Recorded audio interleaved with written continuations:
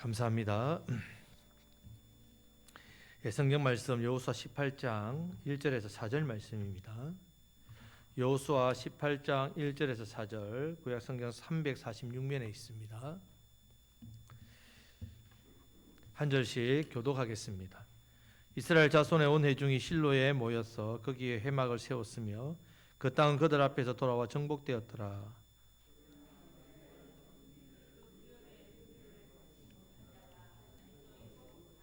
여호수아가 이스라엘 자손에게 이르되 너희가 너희의 조상의 하나님 여호와께서 너희에게 주신 땅을 점령하러 가기 어느 때까지 지체하겠느냐. 너희는 각 지파에 세 사람씩 선정하라. 내가 그들을 보내리니 그들은 일어나서 그 땅에 두루 다니며 그들의 기업에 따라 그 땅을 거려 가지고 내게로 돌아올 것이라. 아멘. 자, 이스라엘 백성에게 기업을 차지하라고 하니까 열심히 있는 자들은 벌써 올라가서 다 정복했습니다. 14장 15장에서 제일 먼저 일어난 사람이 갈렙이었고 유다 지파입니다. 자, 이 사람들이 갑자기 땅을 정복하러 가야지 이렇게 된 게 아닙니다. 유다 지파는 이미 광야에서부터 모세오경에서부터 보면 하나님 앞에 늘 반응을 하고 있습니다. 유다 지파가. 자, 그 다음에 땅 달라고 한 지파는 16장 17장에 나오는 요셉 지파입니다. 요셉 지파는 유다 지파에 비하면 좀 부족합니다. 유다 지파에 이어서 달려가 정복하고 차지했지만 제비 뽑은 땅이 작다고 더 달라고 지난주에 요구했던 거 살펴봤죠. 땅이 작은 게 아니라 정복하지 못한 땅이 많아서 그렇습니다. 자, 요셉 지파도 모세오경 안에서 보면 신실함이 남달랐습니다. 자, 이들은 하나님의 복을 받은 자들이고 그 삶이 조상으로부터 광야 40년 동안에서도 나타났고 여호수아 시대 때도 유다 지파나 요셉 지파는 이런 신실한 모습이 그래도 나타나고 있습니다.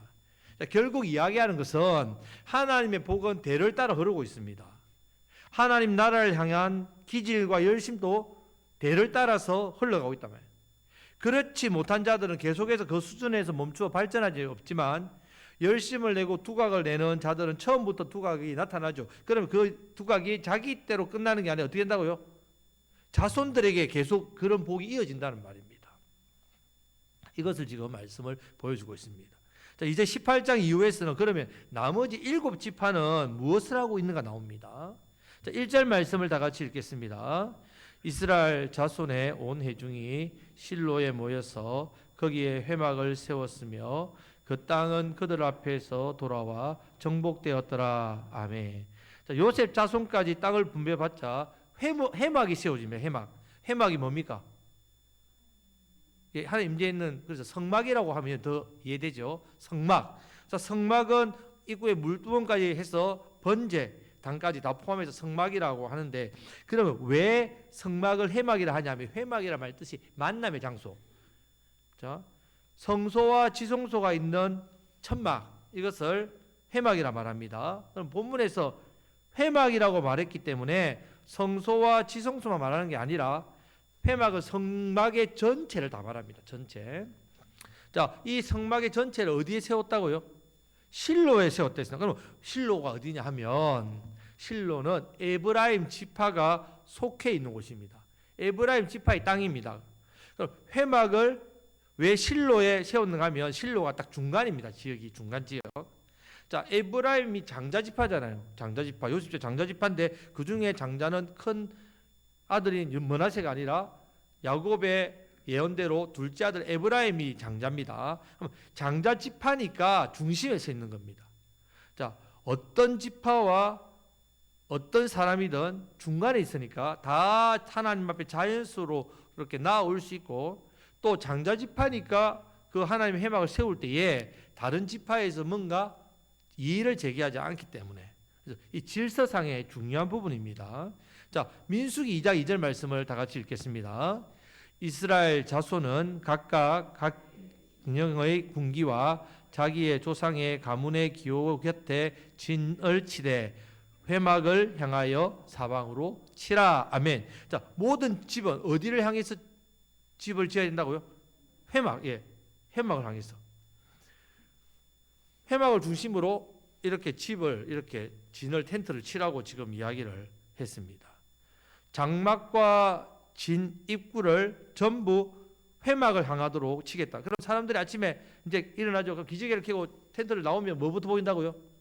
회막 문이 보이는 거죠. 예, 그렇게 하도록 했단 말입니다. 여러분 세상에서 제일 좋은 집은 예, 세상에 제일 좋은 집은 뭐 100평 뭐 큰 집, 대구 같은 집, 예, 교회 옆에 있는 집입니다. 여러분 교회 제일 가까우면 제일 좋죠. 믿음의 사람으로 볼 때 여러분들. 자, 유다 지파, 에브라임 지파가 땅을 차지하니까 회막부터 터를 잡으면서 중심을 잡았습니다. 자, 구약에서 12지파 중에 가장 하나님 복을 많이 받은 지파는 이 요셉 지파와 유다 지파입니다. 반대로 가장 저주를 많이 받은 두 지파는 단과 시몬 지파입니다. 자, 창세기 49장에서 저주받은 네 지파가 나옵니다. 네 개 지파 원래 저주를 받습니다. 르우벤, 시므온, 레위, 단. 자, 레위는 자신을 하나님께 완전히 드렸습니다. 그래서 땅이 없지요. 다 흩어져. 레위는 하나님을 위해서 사는 그래 빠집니다. 그럼 세 개 지파가 저주인데 신명기 33장에 보면 모세가 다시 기도할 때에 르우벤이 어떤 착한 일을 했는지는 성경에 기록되어 있지 않지만 인구가 줄지 않습니다. 전가하도록 모세가 기도합니다. 르우벤에 대해서. 그러면 이 르우벤이 살아남았다는 말이죠. 저주에서 벗어났다는 뜻이고, 자, 시므온은 모세의 축복에 빠집니다. 단은 완전히 마귀 새끼입니다. 지파인데도 마귀 새끼입니다. 신명기 33장 22절 말씀에서 이렇게 합니다. 단에 대하여는 일렀으되 단은 바산에서 뛰어나오는 사자의 새끼로다. 자, 바산은 단 지역에 있는 곳인데 우상 숭배의 장소입니다.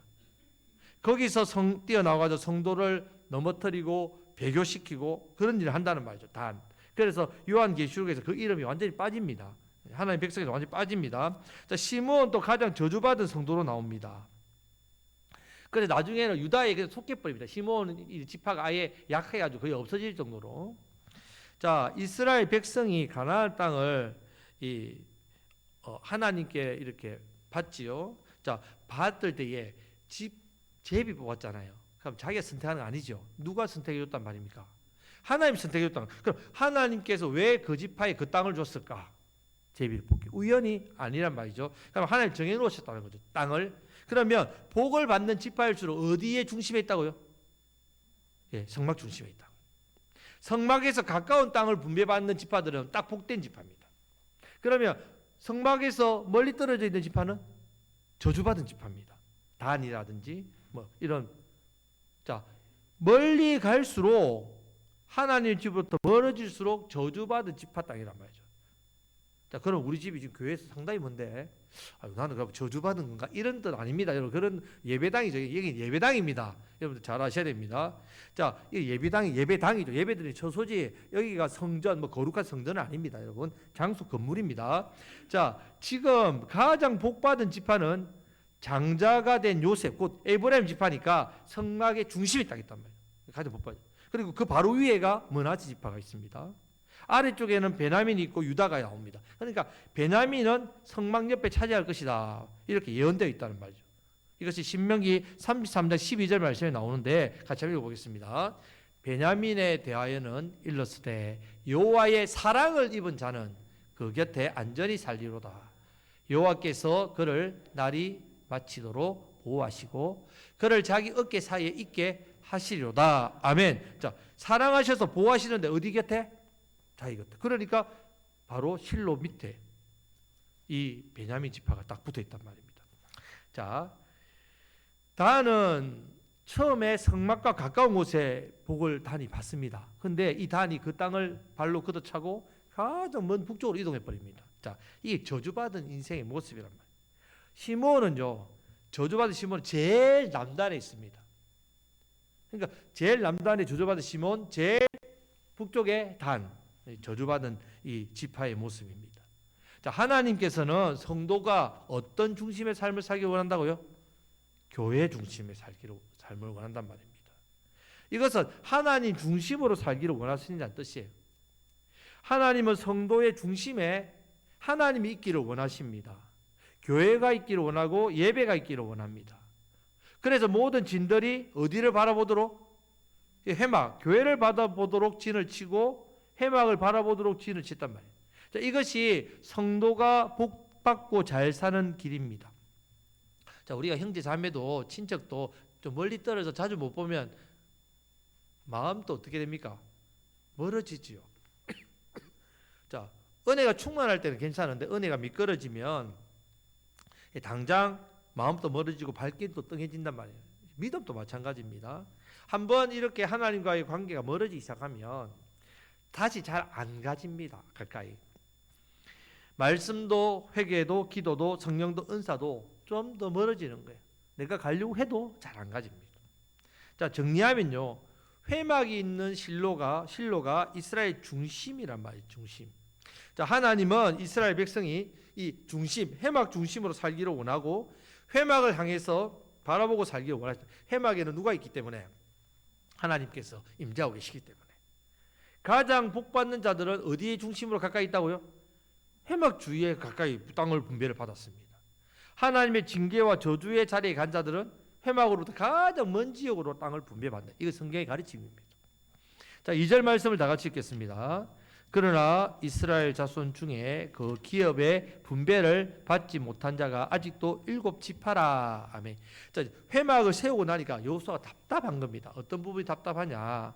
기업의 분배를 아직 받지 못한 것이 아직 7지파다. 이미 땅을 제비 받았는데 정복하러 안 가고 가만히. 그럼 지금 이들이 어디에 모여 살고 있다고요? 어디에 모여 살고 있다고요? 지금 그 길갈에 그대로 남아 있단 말이에요. 길갈에서 그들이 땅을 정복하고 돌아올 때 길갈에 돌아왔다고 이야기하지 않습니까? 길갈에 있다는 말입니다. 자, 길갈에 있는데 지금 길갈에 회막이 있습니까? 없습니까? 이제 없어요. 실로로 옮겼다니까요. 그러면 길갈에 남아 살 이유가 없다는 말입니다. 그럼 다시 가야 됩니다. 이미 열정이 있고 열심히 있는 자들은 땅을 정복하러 이미 순종이 다 떠나서 땅을 차지했습니다. 열심히 없는 7지파 여전히 움직이지 않고 있단 말이에요. 그러니까 3절 말씀을 합니다. 다 같이 읽겠습니다.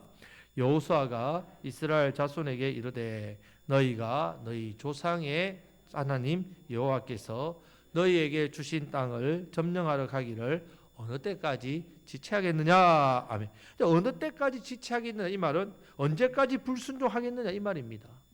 자, 하나님 앞에 나오는 것을 지체하는 사람들 보면요, 마음이 딴 데가 있습니다. 하나님 앞에 빨리 나와야 되는데 안 나옵니다. 왜? 마음에 딴 것이 있기 때문에.